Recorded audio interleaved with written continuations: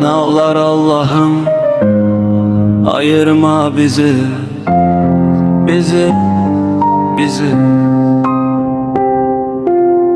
Ne olar Allah'ım, ayırma bizi. Bu sevgi kırılmasın ömrün sonuna kimi. Ataşın yüreği bir atladı yünür her an. O adda Leyla'dır, başka yok hiç zaman. Geceler ulduzlara sirrini danışır. Həsrətin oduna sessizce alışır. Bir şekil, bir hatire, bir de duaları var. Her secdede Leyla'sı üçün yalvarar. Değer ey Rəbbim, sen şahitsen sevgime. Qovuşdu bizi halal sabahımıza yine.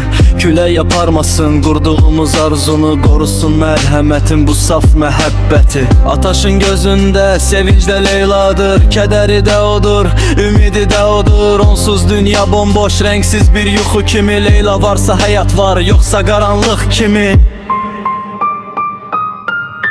Ne olar Allah'ım, ayırma bizi. Sınmasın sevgimizin ince telleri. Yaz taleyimize bir ömür yanaşı. Ataşla Leyla'nın bitmesin bu sevgisi. Eğer sevgi sınavdı səbrini ver bize. Eğer yol uzundursa gücünü ver bize. Çünkü Ataşın kalbinde bir hakikat yaşayır. Leyla tek sevgim var, o da ömrüm boyu kalacak. Ne olar Allah'ım, ayırma bizi. Sınmasın sevgimizin ince telleri. Yaz taleyimize bir ömür yanaşı. Ataşla Leyla'nın bitmesin bu sevgisi. Eğer sevgi sınavdı səbrini ver bize. Eğer yol uzundursa gücünü ver bize.